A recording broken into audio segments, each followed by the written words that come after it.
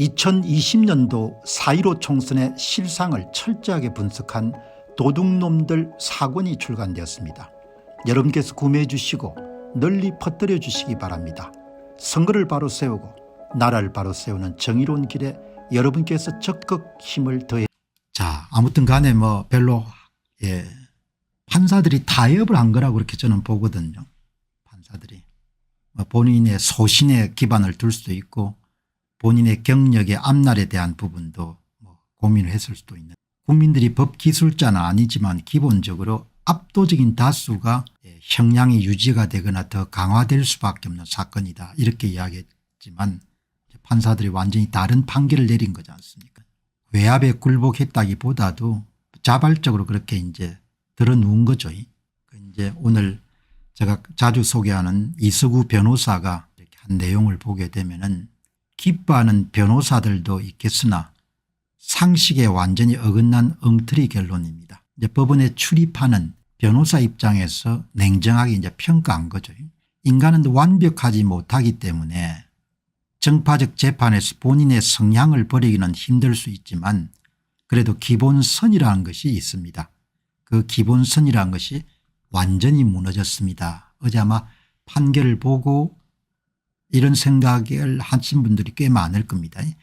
지난 위정교사 1심 재판, 최근 울산 선거 부정 항소심을 보면서 혹시 하는 걱정을 있었는데 제대로 갈겨버린 것 같습니다. 국토부의 협박을 받아서 벽형동에 용도 변경을 했다는 명백한 동영상이 시중에 나뒹굴고 있고 중학생도 판단이 가능한 아주 간단한 사안입니다. 선거법 위반 사건은 다른 사안에 비해 가지고 훨씬 더 간단한 사건인 거죠. 대선에서 이기기 위하여 전 국민을 상대로 카메라 앞에서 벽형동 비리 관련된 그런 주장을 했는데 어떻게 저런 식으로 판결하는지 모르겠습니다. 변호사로서 법률가로서 제 상식으로는 대법원에서 위정교사 오늘 판결 모두 바로 잡힐 것입니다.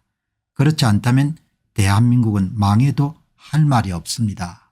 마지막 문장이 상당히 가슴에 와닿는 겁니다. 이렇게 여러분들 사실과 진실이 많이 무너지게 되면은 정말 나라가 어마어마하게 어렵게 되더라도 별로 할 말이 없을 것 같아요. 각자가 해야 될 일을 너무나 이렇게 제대로 수행 안 했기 때문에 대한민국은 망해도 할 말이 없는 것 같습니다. 이 이야기가 너무나 여러분들 가슴을 후벼파는 것 같습니다. 여기 이제 보시면은 오늘 결과를 보면서 히틀러가 떠올랐습니다. 정확히는 독일의 히틀러 시대가 떠올랐습니다. 부정선거인지 여부는 저는 확신하지만 의혹이기 때문에 밝혀봐야겠지만 192석 압도적 의석수로 국정마비와 범죄 방탄을 위하여 탄핵을 30번이나 발의한 국헌문란, 본인의 조기 대선에 올인했고 가능성은 0이지만 조기 대선이 있다고 가정합시다. 그리고 범죄인 누구가 대통령이 된다고 가정합시다. 이 지금 이미 예고편이 다 이제 펼쳐진 거지 않습니까? 선거 사기를 통한 이런 입법 독주가 어떻게 이루어질 수가 있는지를 다 지금 보고 있잖아요. 지금도 여러분들 앞으로 전개될 한국 상황이 예상이 안 되면은 그러면 자기 머리를 탈해야 되는 거죠.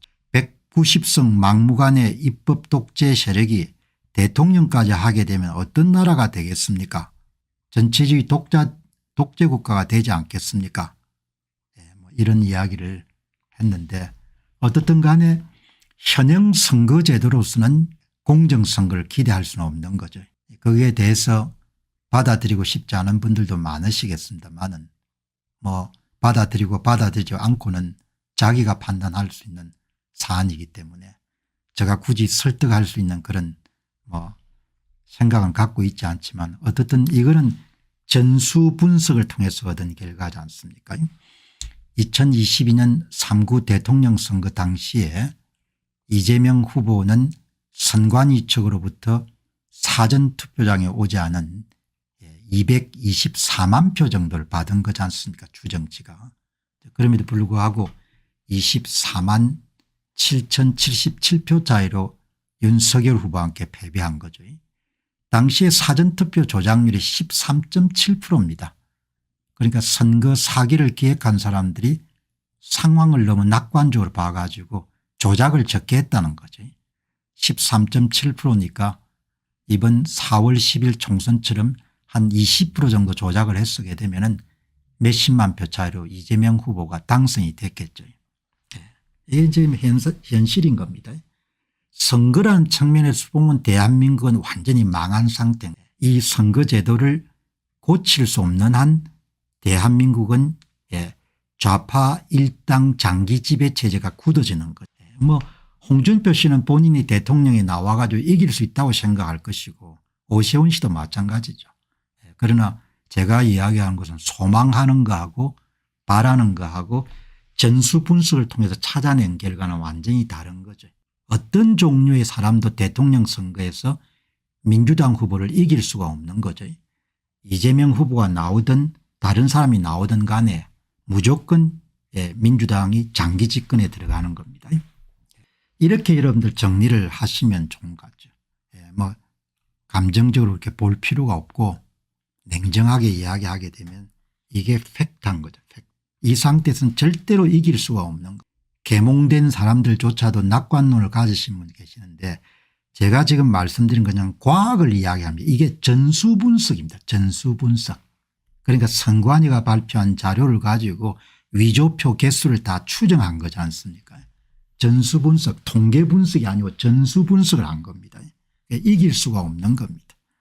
상황이 굉장히 심각한 거죠. 선거에 관한 한 대한민국은 완전히 망한 겁니다.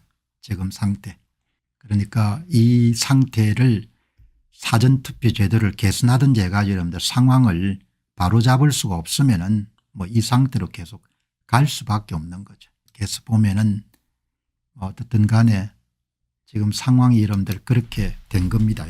자, 그다음에 이제 오늘 이번 이제 사건이 나오고 난 다음에 이 판사들의 출신 지역에 대한 이야기들이 많이 나왔기 때문에 제가 그냥 그 이야기를 뭐 자세한 논평하지 않고 그냥 정보를 제공하는 차원에서 이야기를 드리도록 하겠습니다. 이 김향훈 변호사.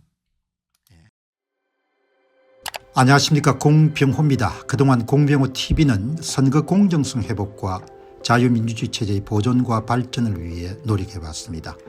이런 노력들이 지속될 수 있도록 공병호 TV의 정기 후원 프로그램이자 멤버십 프로그램을 소개해드립니다.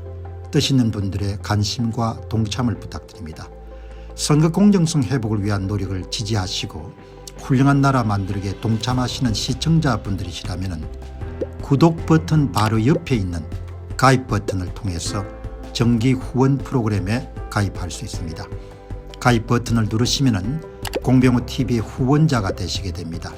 여러분의 후원이 선거 공정성 회복을 위한 노력에 힘을 더할 수 있을 뿐만 아니라 자유민주주의 체제의 수호를 그리고 발전을 통해 여러분과 후손들의 삶에 빛과 소금이 될 것입니다. 특히 그동안 공병호TV는 선거 공정성 회복을 위한 노력 과정에서 채널 성장에 제약이 가해지는 불이익을 감수해왔고 지금도 그런 불이익이 계속되고 있습니다. 그럼에도 불구하고 너무나 중대한 문제이기 때문에 공병호TV의 노력은 계속될 것입니다. 여러분의 깊은 관심을 부탁드립니다. 감사합니다.